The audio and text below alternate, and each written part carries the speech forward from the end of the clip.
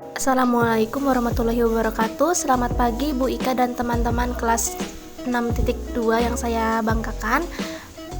Perkenalkan, kami dari kelompok 10 mata kuliah biologi molekuler yang beranggotakan ada Ani Rufaidah dengan NPM terakhir 070, Monika Wijaya NPM terakhir 055, dan Sofia Salsabila NPM terakhir 075. Pada perkuliahan kali ini kita akan membahas tentang analisis DNA dengan submateri. Yang pertama ada analisis DNA, yang kedua ada ekstraksi DNA, dan yang ketiga isolasi DNA serta ada purifikasi DNA. Untuk memulai pembahasan yang pertama tentang analisis DNA akan dijelaskan oleh rekan saya. Submateri yang pertama yang akan kita bahas yaitu analisis DNA. Sebelumnya tentu kita harus mengerti apa itu DNA.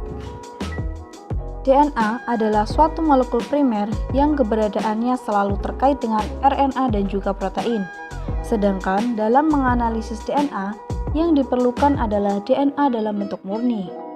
Nah, DNA sendiri merupakan suatu unit terkecil dari makhluk hidup yang merupakan pembawa sifat keturunan.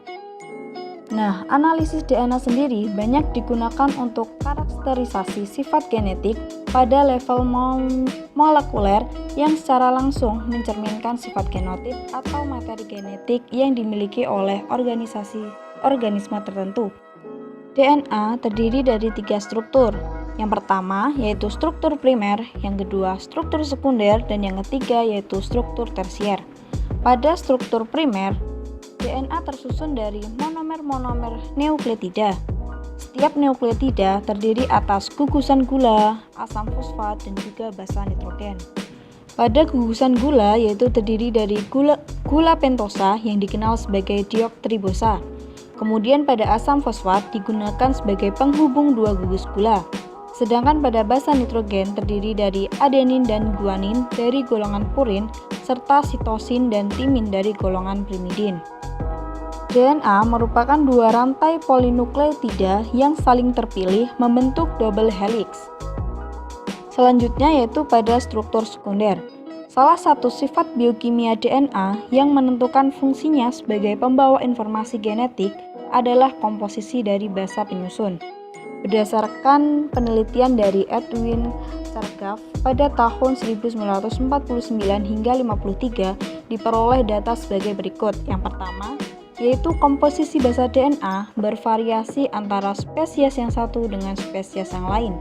Yang kedua, sampel DNA yang diisolasi dari berbagai jaringan pada spesies yang sama mempunyai komposisi basa yang sama.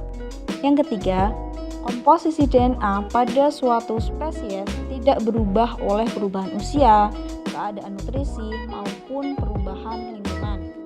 Yang keempat, yaitu hampir semua DNA yang diteliti mempunyai jumlah residu adenin yang sama dengan jumlah residu timin atau A sama dengan T, dan jumlah residu guanin yang sama dengan jumlah residu dari sitosin yaitu G sama dengan C. Maka terdapat rumus yaitu A plus G sama dengan C plus C plus T yang disebut sebagai aturan Chargaff. Yang kelima yaitu di mana DNA yang diekstraksi dari spesies-spesies dengan hubungan kekerabatan yang dekat mempunyai komposisi basa yang hampir sama. Kemudian pada struktur tersier. Nah, kebanyakan DNA virus dan DNA mitokondria merupakan molekul lingkar. Konfirmasi ini terjadi karena kedua untai polinukleotida membentuk struktur tertutup yang tidak berujung. Molekul DNA lingkar tertutup ini yang diisolasi dari bakteri, virus, dan mitokondria seringkali berbentuk supercoil.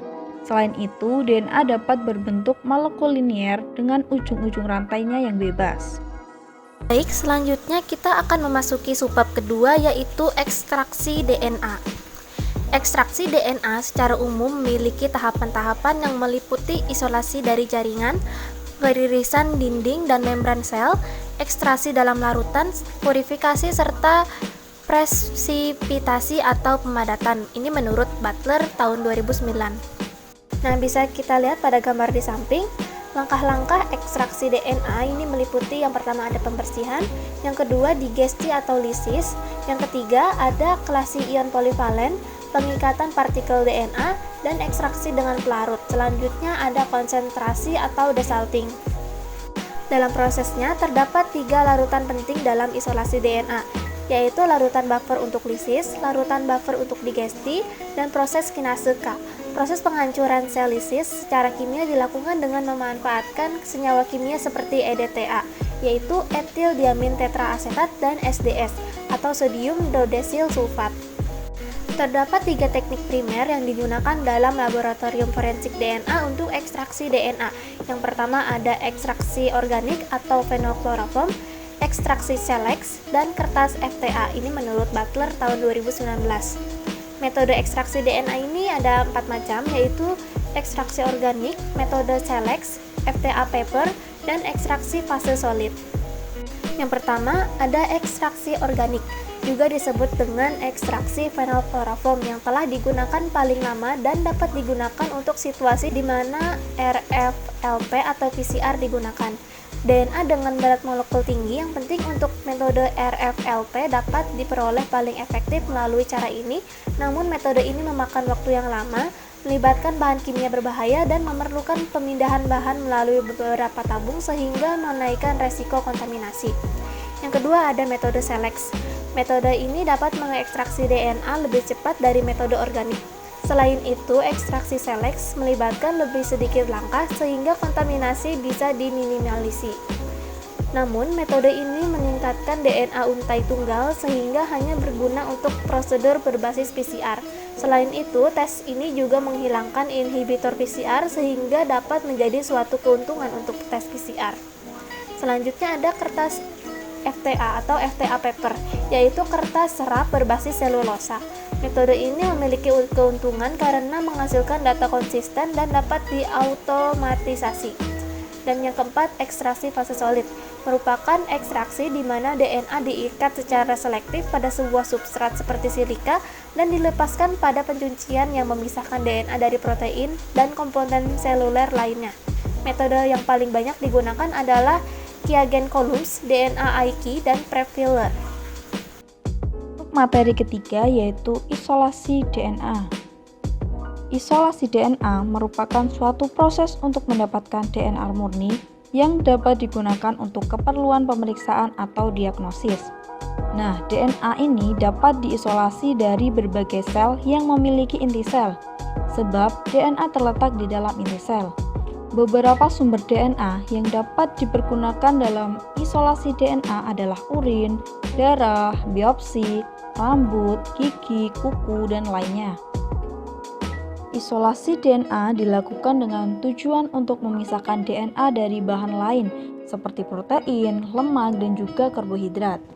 Nah, prinsip utama dalam isolasi DNA ada 3, yaitu penghancuran atau lisis, ekstraksi atau pemisahan DNA dari bahan padat seperti selulosa dan protein, serta pemurnian dari DNA. Dalam isolasi DNA tanaman, isolasi DNA buah, isolasi DNA bakteri, dan juga isolasi DNA hewan, pada dasarnya memiliki prinsip yang sama. Prinsip isolasi DNA pada berbagai jenis sel atau jaringan pada berbagai organisme pada dasarnya sama, namun memiliki modifikasi dalam hal teknik dan bahan yang digunakan. Menurut Surziki, ada beberapa hal yang perlu diperhatikan dalam proses isolasi DNA, antara lain, yang pertama yaitu harus menghasilkan DNA tanpa adanya kontaminan seperti protein dan RNA. Yang kedua, metodenya harus efektif dan bisa dilakukan untuk semua spesies. Metode yang dilakukan tidak boleh mengubah struktur dan fungsi molekul DNA. Yang ketiga, metodenya harus sederhana dan juga cepat. Selanjutnya yaitu beberapa teknik yang dapat digunakan untuk mengisolasi DNA yang mencangkup gen. Yang pertama yaitu isolasi DNA genom dan dilanjutkan pemotongan DNA genom menggunakan enzim endonuklease netriksi. Yang kedua, mengisolasi mRNA yang merupakan hasil transkripsi gen yang dimaksud, kemudian dilanjut dengan membuat turunan atau complementary DNA atau cDNA. Yang ketiga, menyintesis nukleotida yang menyusun gen tersebut atau membuat gen sintetik dengan teknik sintetik kimiawi. Yang keempat, yaitu dengan melakukan amplifikasi DNA dengan teknik atau polymerase chain reaction. Baik, selanjutnya yaitu mengenai tahapan dalam inovasi DNA, yaitu terdiri dari 3 tahap, yaitu tahap lisis, kemudian tahap ekstraksi, dan juga pemisahan DNA. Tahapan lisis merupakan proses perusakan atau penghancuran membran dari dinding sel. Pemecahan sel atau lisis merupakan tahapan dari awal isolasi DNA yang bertujuan untuk mengeluarkan isi sel.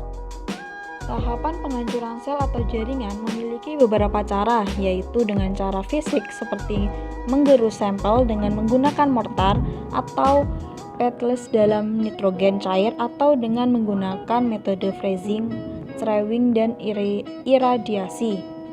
Cara lain yang dapat digunakan yaitu dengan menggunakan kimiawi maupun enzimatik. Penghancuran dengan menggunakan kimiawi seperti penggunaan deterjen yang dapat melarutkan lipid pada membran sel sehingga terjadi destabilisasi membran sel. Sementara dengan enzimatik seperti menggunakan proteinase K seperti untuk meliliskan membran pada sel darah, serta mendegradasi protein globular maupun rantai polipeptida dalam komponen sel.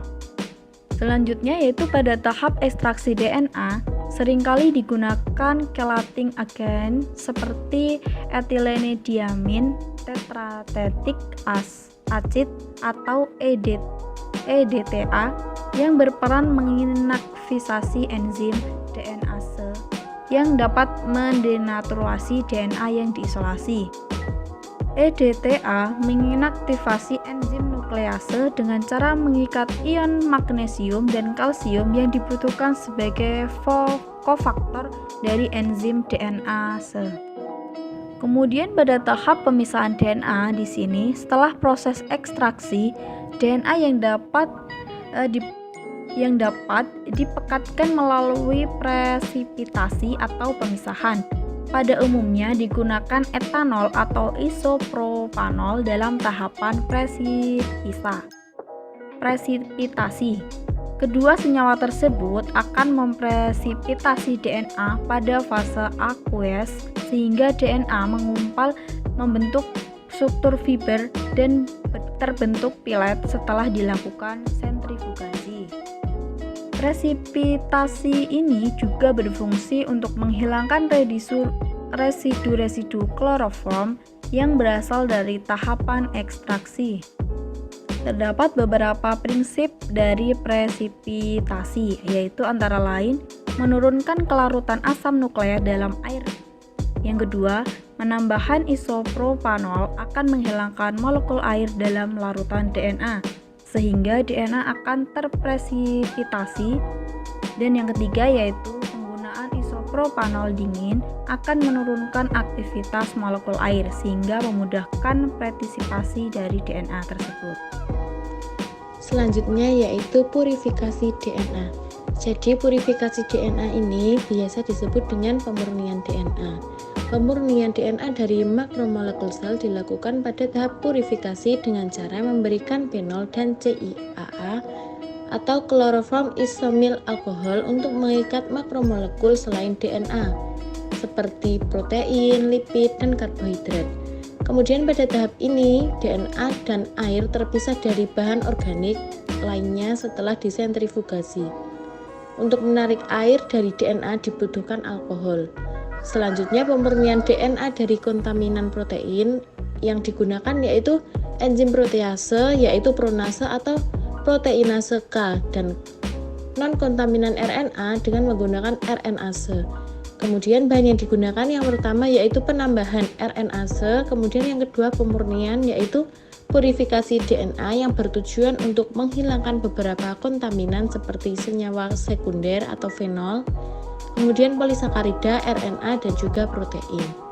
Nah, demikian presentasi yang dapat kami sampaikan. Kurang lebihnya mohon maaf. Terima kasih. Wassalamualaikum warahmatullahi wabarakatuh. Dan selamat menjalankan ibadah puasa bagi yang melaksanakan.